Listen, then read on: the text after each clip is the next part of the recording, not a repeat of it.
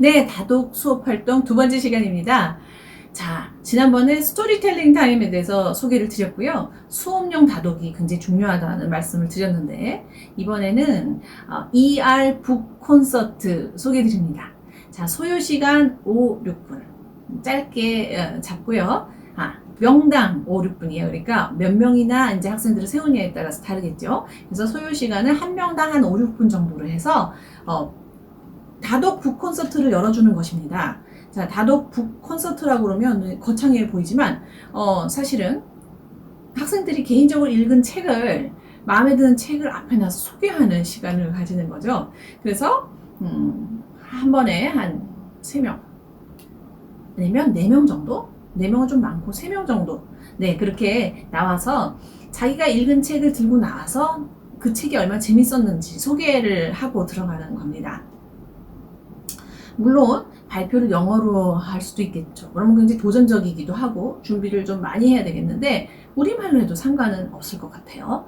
그래서 기본적으로 이제 소개를 하고 중심 내용을 얘기해주고 또 자기 소감이 어땠는지 어떤 점에서 내가 이 책을 추천하는지를 정리해 와서 간단하게 책과 더불어 발표를 하는 거죠.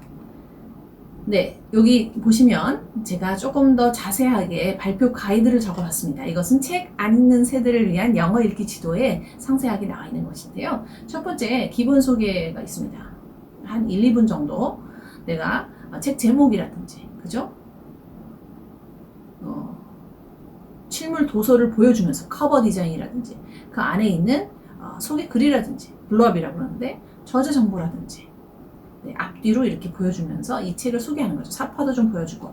네, 그렇게 하고 기본 소개고요. 두 번째는 이제 중심 내용, 내가 읽은 내용을 요약을 하는 거죠. 그때 처음에 인물들을 소개할 수가 있겠고, 그 다음에 어떤 스토리가 전개되는가, 결국에 그 내러티브 구조가 어떤지를 한번 보여주는 거죠. 뭐 뒤에 결말까지 얘기하면은 어쩌면 그 스포가 되니까 그거는 이제 적당히 조절해서 해야 되겠죠. 그리고 마지막으로 소감을 이제 얘기하는데 그것은 이제 1, 2분 정도로 해가지고 특별히 소개하고 싶은 부분을 한번 꺼내서 읽는 것도 참 좋고 저는 이 부분이 제일 좋았어요 하고 그 부분을 표현을 읽는다든지 아니면 이 장면에서 나는 이걸 느꼈고 뭐 내가 이런 표현을 한번 마음속에 새기고 싶다 그런 것이 있으면 보여줄 수도 있고 저는 이 사파가 제일 웃기고 인상적이었다 사파를 보여줄 수도 있고죠. 네, 그렇게 한번 좋았던 부분이나 좋았던 그림을 한번 소개하고 그 다음에 그 내용에서 느낀 점, 솔직한 느낀 점, 솔직 후기죠.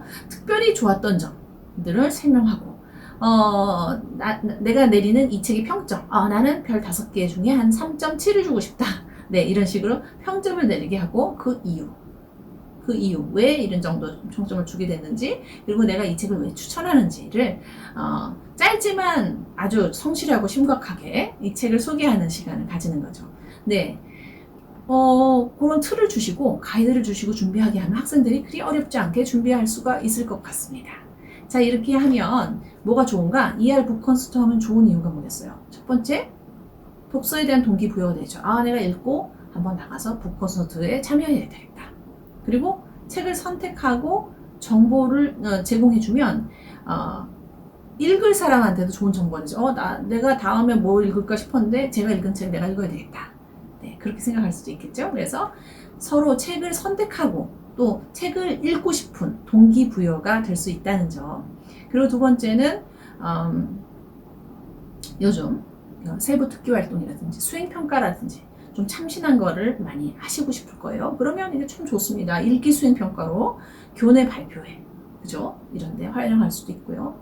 ER 북 콘서트에 참여했다는 거는 나의 프라이드로 될 수도 있고 좋은 기록이 될 수도 있겠습니다.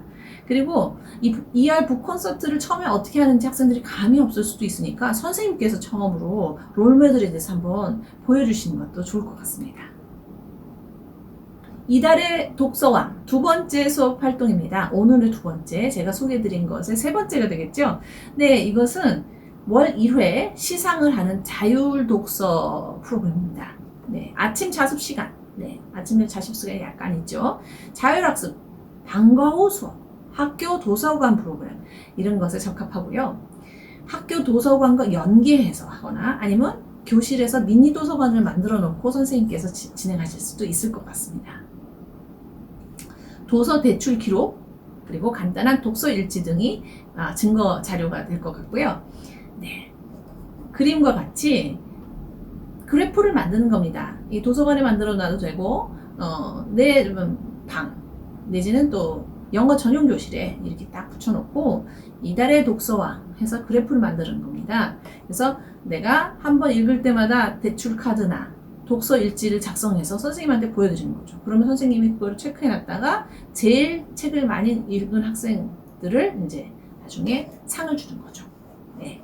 상을 주는 거는 뭐 이달의 독서왕 상장을 줄 수도 있고, 네. 스티커를 줄 수도 있고, 아니면 뭐 간단한 선물을 줄 수 있죠. 그렇게 해서 이제 사실은 뭐 선물보다 금전적인 것보다는 자부심. 네, 그것이 쌓였을 때 나는 올해의 독서왕이 될 수도 있고, 그죠? 네, 그러면 아주 이제 동기부여가 되겠죠. 학생들은 이제 선의의 경쟁을 통해서 동기가 많이 부여되니까요. 그래서 때로는 그 게시판에 이제 자기 이름이 쭉 다 있다 그러면, 전원이 있다 그러면 이렇게 스티커를 붙여나갈 수도 있어요. 양심적으로 읽고 하나씩 붙여나가는 거죠. 물론 나중에 확인은 교사가 하면 되니까.